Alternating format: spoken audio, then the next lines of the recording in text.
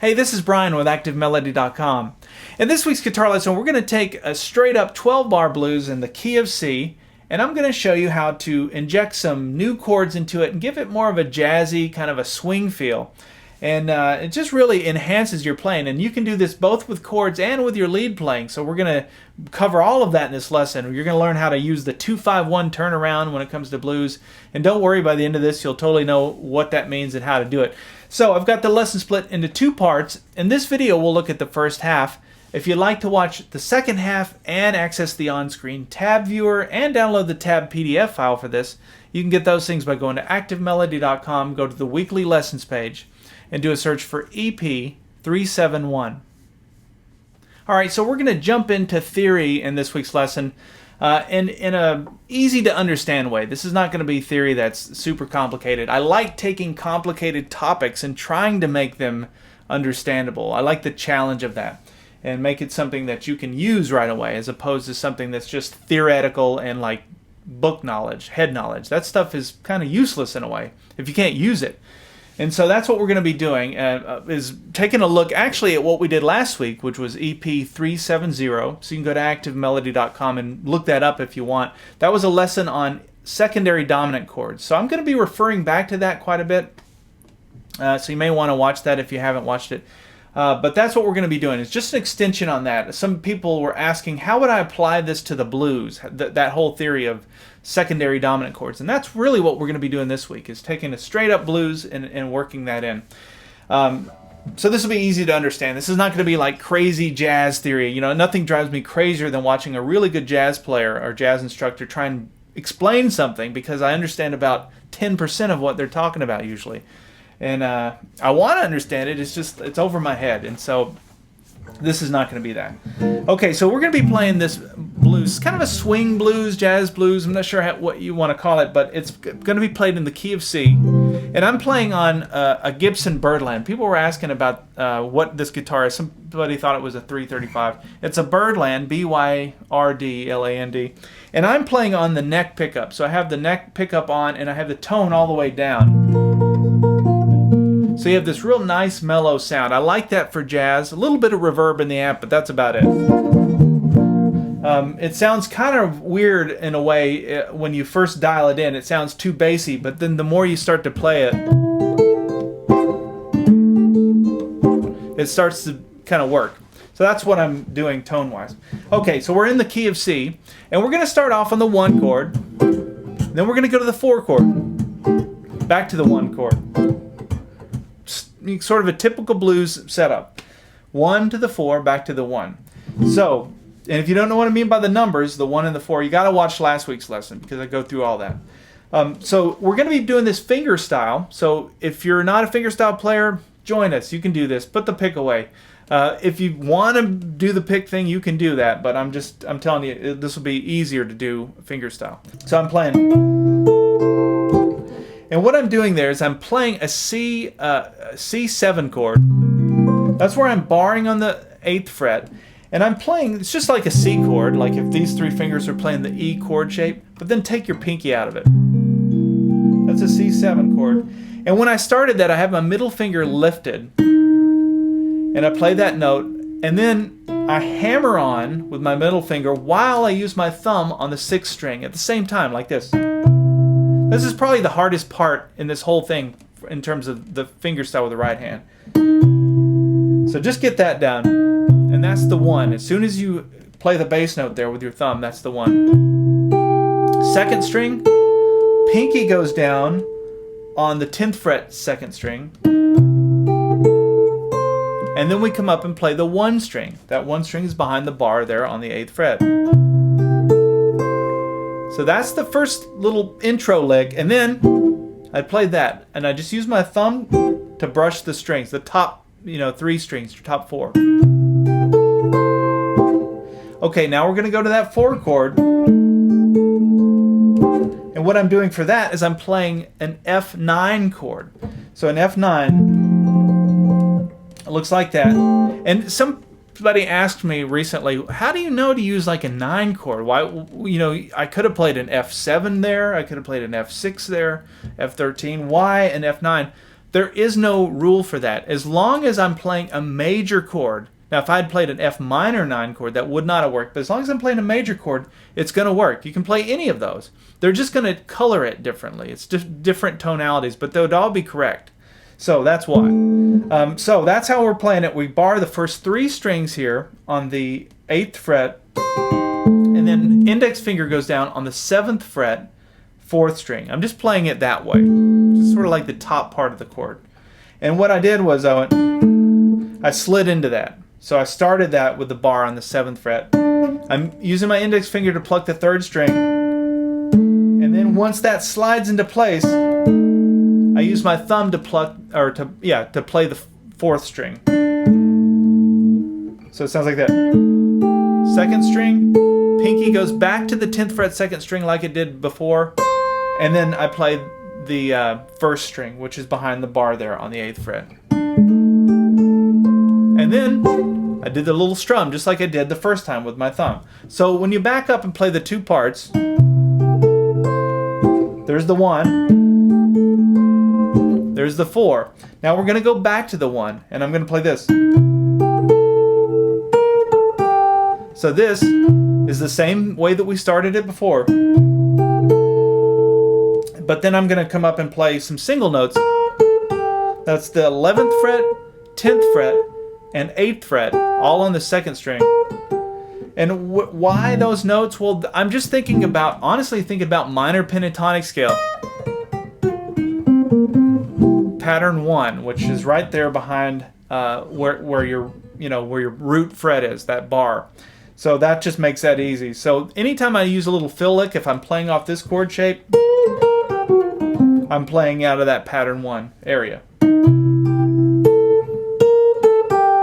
So now's where it gets interesting. So to get back to the 4 chord, so we played the 1 chord, we played the 4 chord, and then we went back to the 1 chord. Now in typical blues, we go to the 4 chord at this point, right?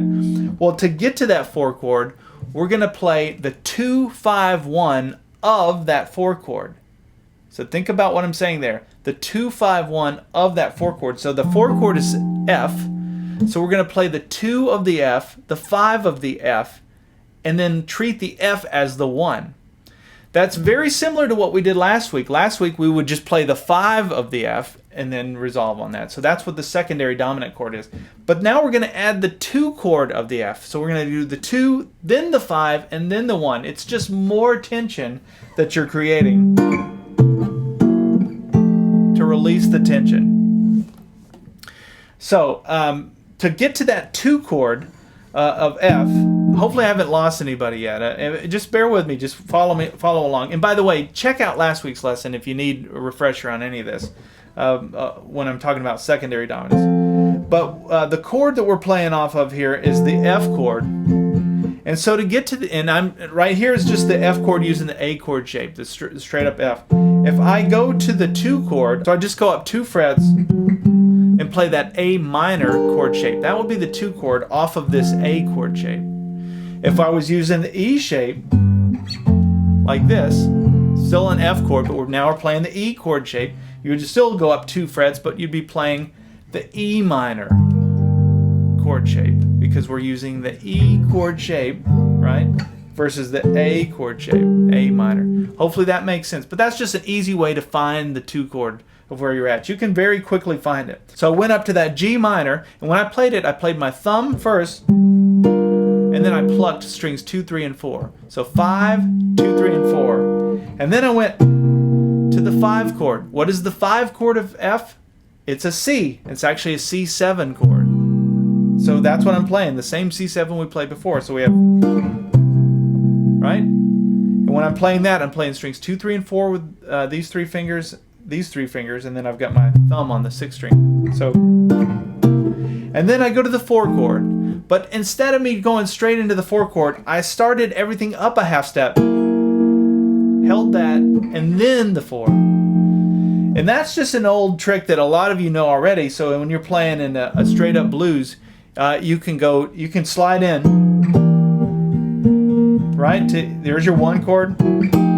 There's your 4 chord. Any of those chords, you can go up a half step and come down. So that's what I did. I went 2, 5. Actually, when I did the 5 chord, which is the C. I played the C, but I've added my pinky to that 10th fret second string. I should have mentioned that and made that a C6 chord.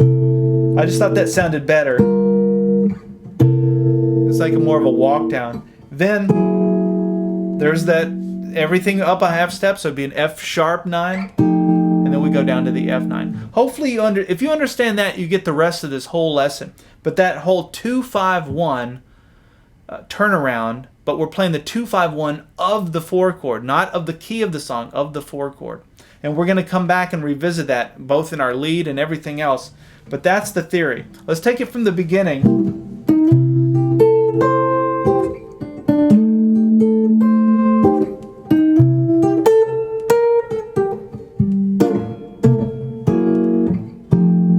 Okay, now we're at the F, and then I went. Now I'm walking down right now between the 10th fret and the 8th fret on the 2nd string, 3rd string, and then down to the 4th string. So, and that's just a little lick that I'm playing off of the F chord. Let me show you an easy way to think about this lick. First of all, that would be Mixolydian mode or Mixolydian scale for F. And most of what you find when you're playing the chord changes is Mixolydian mode. It sounds better than just playing the straight up major scale. That's the major scale for F. Mixolydian, hear the difference? You get that little bluesy element by flatting the 7th. I don't want to get too in the weeds on that, but that's what's going on. But here's how you can think about it. Look at your A chord shape. And look at where your fingers are. When I'm playing an F chord using the A shape, I've got one finger on the 8th fret, one finger on the 10th fret. So look at the lick I was playing. So those notes are right between those two frets. So that way you can easily visualize that. If you like that kind of bluesy lick,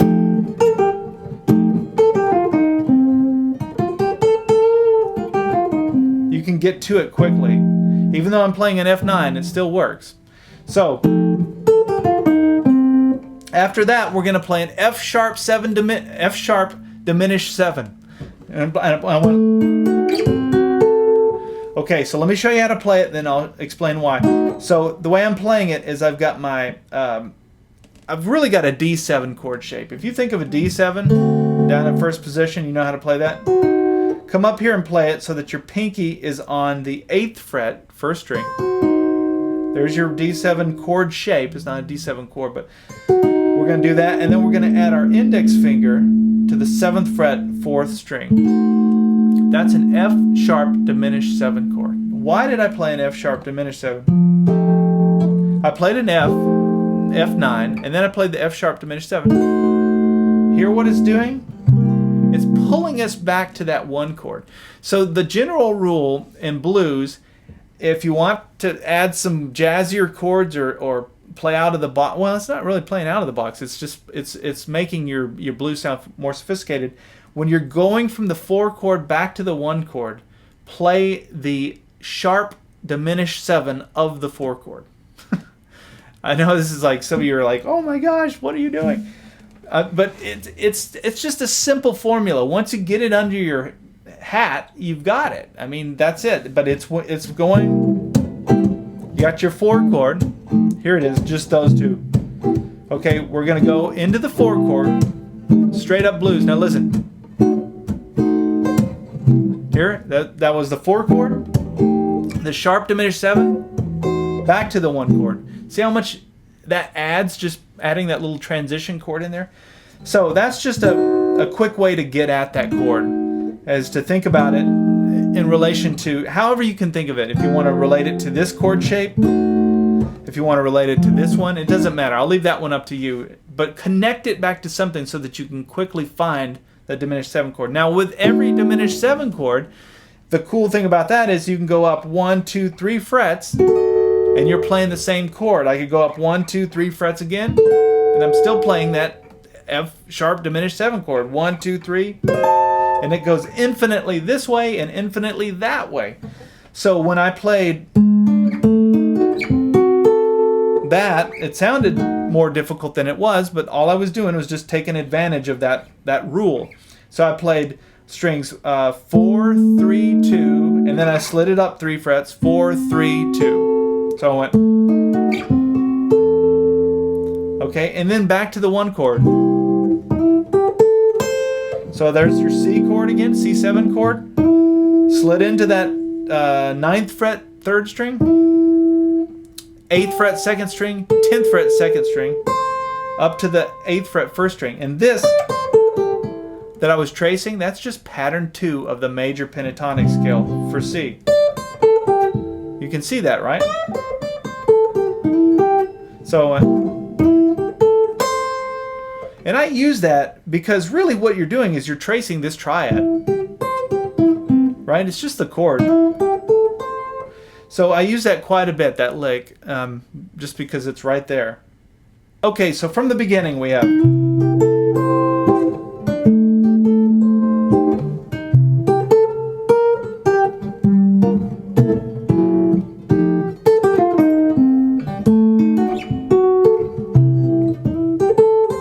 Okay, now we're going to add in something that some of you will know about and some of you will not know about, but we're going to go.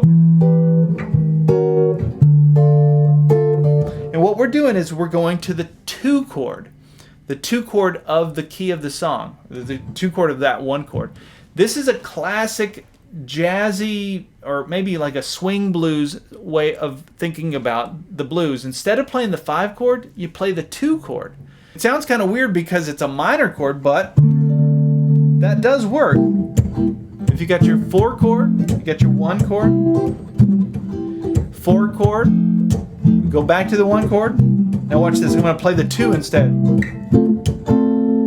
See? And then I could go to the 4, and back to the 1. So you could just play the straight up 2 chord and ignore the 5 chord. That's just a rule that applies to, you know, this kind of swing blues style. But you can use that in anything, even in your solos. If you start thinking about what I'm saying here, and anytime you're even playing lead, you could trace those notes and then go to your 5 chord. And then back to your 1 chord. So, okay. So what I did to get to that 2 chord is I walked down from the 3 chord. So I went 3 down to the 2. It's just another classic sort of jazz turnaround. But really you're getting at the 2. The reason we're going to the 2 in the key of C, and by the way that 2 is a D minor. The reason we're going to that D minor, because we're going to play the 2, 5, 1. So 2, 5, and then back to the 1. So you can see we did the same thing we did over the 4 chord, but we're doing it here. But to get to the 2, I went to the 3 and walked it down. Actually, so that would be an E minor and then down to an E flat minor. And then we came to that D minor. So the way I'm playing that is I'm just barring. This is easy to play because it's one solid bar with your index finger, and I'm playing the thumb on the 6th string, and then I'm playing strings 2, 3, and 4 with these 3 fingers. So I'm going, walking it down, and then I come down to the D, and then I play strings 1, 2, and 3, and then went. Notice I added my pinky up here to the 12th fret 1st string. Easy to play. Now what is that? That's a D minor 9. But it's just a real nice sounding chord. But I just think of that as an embellishment off this minor shape. So you have, okay, and then we're going to go to the 5 chord. So that's the 2 chord, and then I went back to the 1 chord. Now this little turnaround here, that's kind of that Hendrix chord, right? So it's a sharp. In fact, this chord that I'm playing would be the G. Let's see, it's a G sharp 5 flat 3rd. I think is how you would say that. G sharp 5. Well, here's how you play it. So you've got the same as like a G7. You've got that little D. Actually, you've got that D7 chord shape. Let's start with this. So you know how to play D7 down in 1st position. You slide it up here. Middle finger is on the 10th fret 5th string.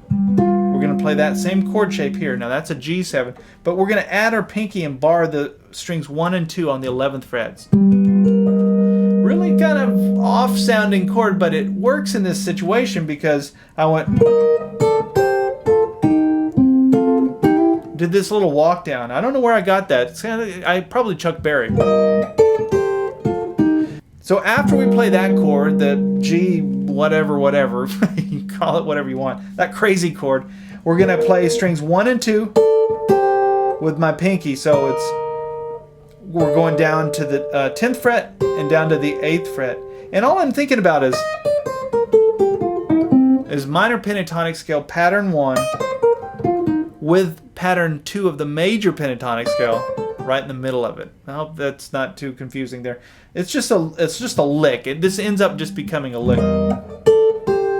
And then we go down to strings 2 and 3 on the 10th fret, 2 and 3 on the 8th fret. So, and then there's the 10th fret 3rd string, strings 2 and 3 on the 10th fret, and we do the hammer on, the build a chord. From on the 8th fret, I'm going to hammer onto the 9th fret 3rd string. We're just playing strings 2 and 3. So it's all together. You can see that I'm back in pattern 1 now, that minor pentatonic. And then the classic blues turnaround. We'll get to this and then we'll wrap it up here. So that's 8th fret 1st string, middle finger is on the 8th fret 4th string. So we're just going to walk it down with on that 4th string. 8th fret, 7th fret, 6th fret, 5th fret, while we play the 8th fret 1st string. And then the G7 chord, there's that same little shape that I just mentioned, that when we play that chord, we're playing it there, and then we've got index finger on the 8th fret 1st string. So I play the 5th string, 2nd string, and then the 3rd string. So you got, and that's the turnaround. Now there's another whole part which I'm going to save for premium members, where we go into, we take these same chords, but we're going to trace the notes and we're going to play a lead out of that, using the same 2-5-1 turnarounds with leads. So you can start to see how that works. So definitely join us for part 2 to get your head around that. But I'm going to back up and play through this first part one more time, and then we'll see you in part 2. All right, so here we go.